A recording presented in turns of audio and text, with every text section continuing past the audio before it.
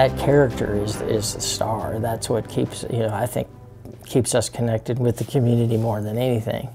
And likewise, Juice the Moose. Juice was our first mascot, and we're never. Juice has a little bit less of a role, but Juice is never going away.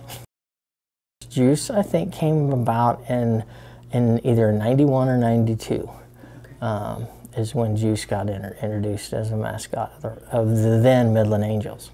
Rocky was in '99 when we began our affiliation with the Oakland A's, is when we took on an identity of our own rather than the name of the parent baseball club. And we, first Rockhounds logo, and then likewise the first Rocky, the mascot, Rocky the Rockhound. By the time we moved into what's now Momentum Bank Ballpark, I mean, the Rockhounds were well entrenched with their logo and their colors, and Rocky, I mean, he steals the show every night. I think my son grew up with Rocky, I think, until he was 7 and just refused to keep taking the pictures. My wife has an opening day picture with my son and Rocky since he was 3-week-old. Yeah, so kids, it's the kids in the community, and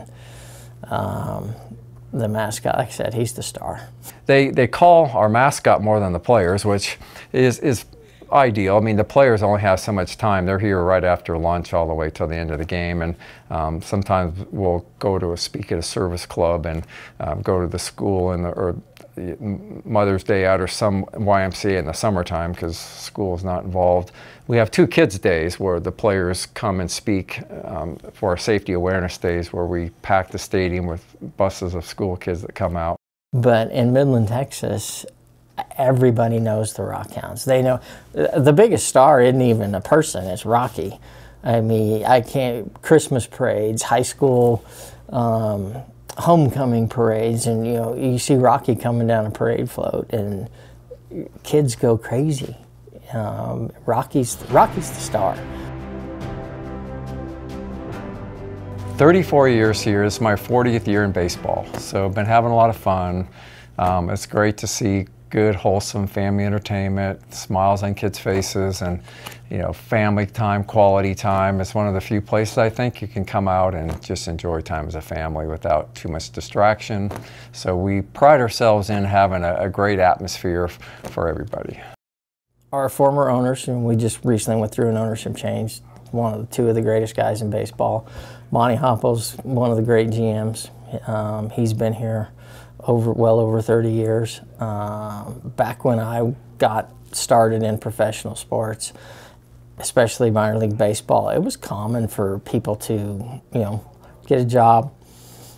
You're there a year, 2 years, move on and up to the next position with another club, and that goes down the road. It wasn't that common for people to be with one organization all that long, and there's just something special about West Texas. I've been playing since I was 3, since T-ball, so I've been playing basically my whole life.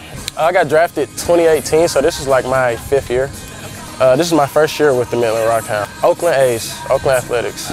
We're a part of the Rockhounds. It's like we're AA, so it's like rookie ball, low A, high A, AA, AAA, and then the big league team. Started way back in 1972, which is at the old stadium down the road here. I was doing hamburgers and hot dogs. Monty walks in, tells me asks me to go to the clubhouse. Took it, and I've been here since. Well, I went 4 years at Gonzaga, did an internship, and then, before I got out of school, I started baseball in 1984 as my first job with the Spokane Indians. I played in high school, and I tried out for the Gonzaga team, and one of the last players to get cut, which was a good thing because it started my career in the front office of baseball, and I think that was helpful. Didn't realize that at the time, but it's definitely helpful when I look back. You're around the game. It's just you miss the camaraderie and playing baseball and just being on the field and catching, hitting, running. It's a little bit different in the office, but it's nice to be promoting and marketing and those sorts of things. So I mean, that's a good thing. So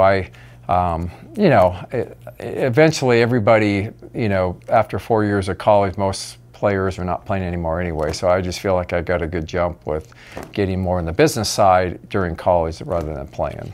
Yeah, I was with the Cubs, the Angels, and the Rockhounds.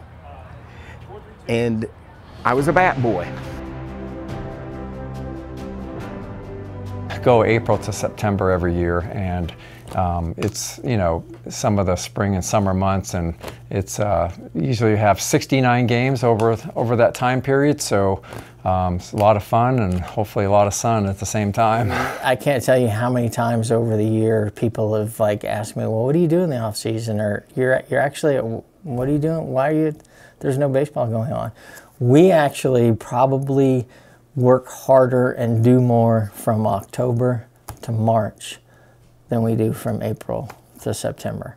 Now we're here a bunch more. There are many more hours we spend at the ballpark during the season, but the season is really that we get to, don't get me wrong, we work hard during the season. It's not just open the gates, turn the lights on, and it happens.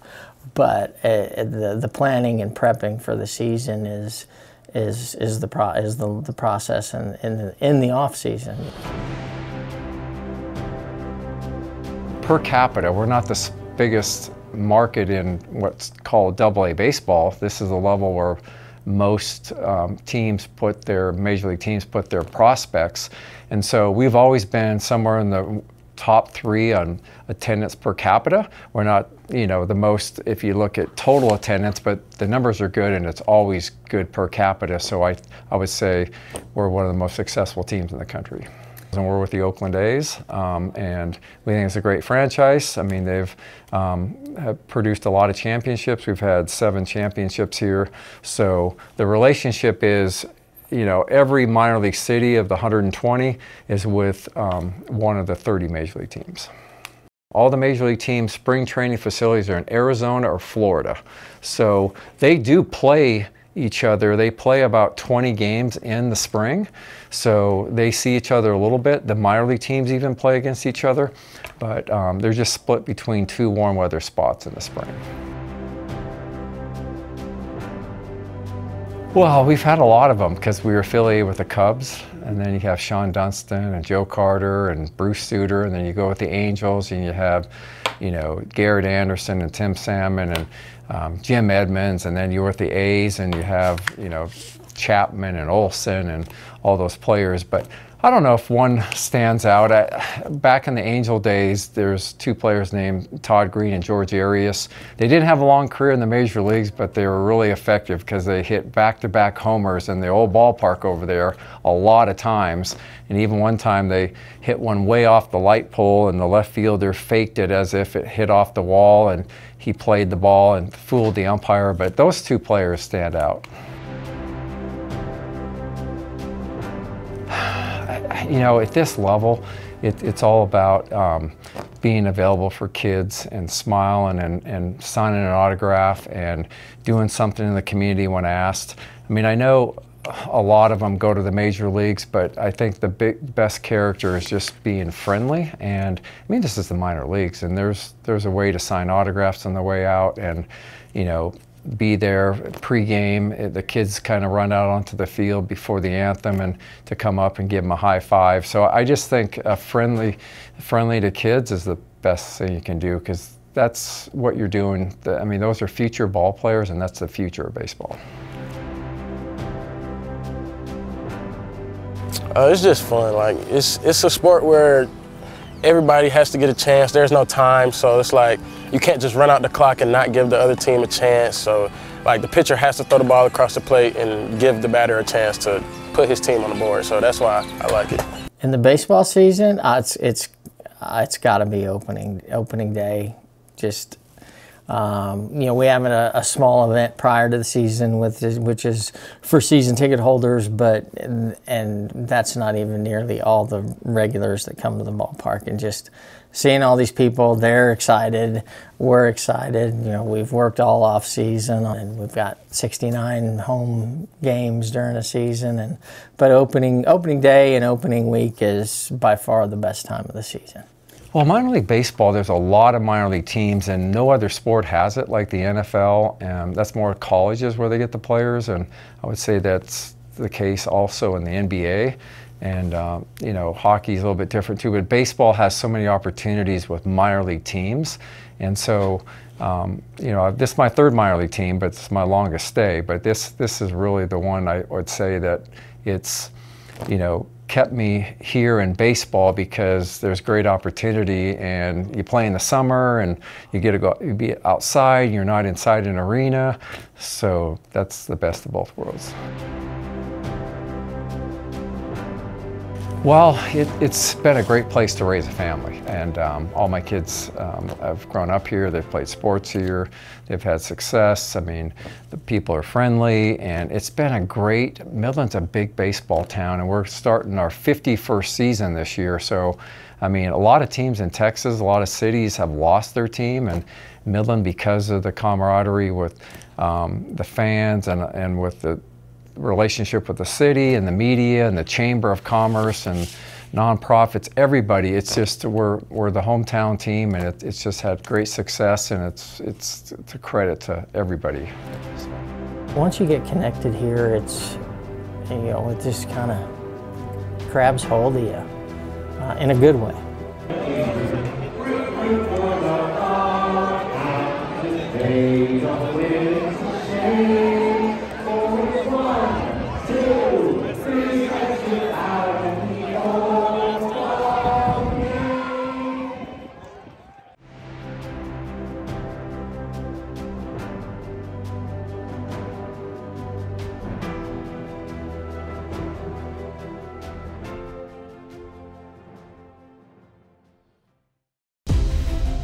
Historical symbols have a lot to say about who we were and who we have become as a people in this country. But our collective memory is shaped by who is doing the history telling. And I just go like that, and the ball would go all the way over the green monster. Sylvester Stallone, and I'm in his shoes. At a time when America has become increasingly divided, it's important to consider the things that connect us.